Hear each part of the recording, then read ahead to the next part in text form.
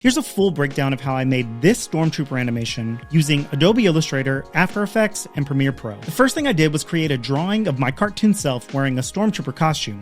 I made a simplified version of the suit and helmet based on a reference, without considering the animation details at that point.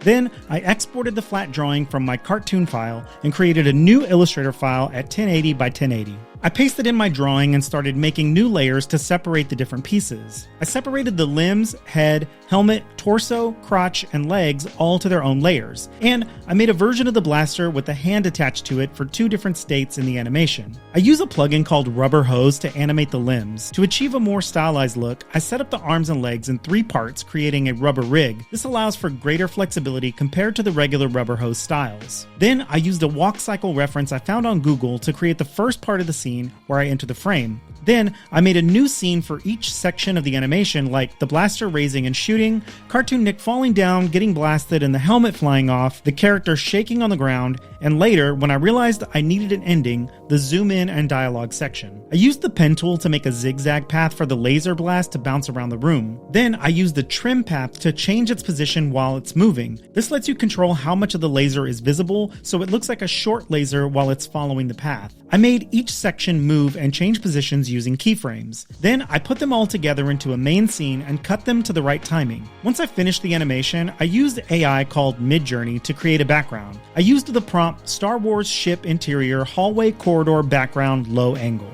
I duplicated the whole timeline and flipped it vertically, added some blur and transparency, and used this as a reflection on the ground. I exported the complete video file. Then, in Premiere Pro, I added stock sound effects and Star Wars music as background audio. I tried to create the mouth animations using Adobe Character Animator, but it didn't really work out. Instead, I inserted the different mouth states that I created one by one, aligning them with the voiceover I recorded using my podcast equipment. I'm super happy with how this came out, especially because I'm not really an animator. Alright, let's check out the final video.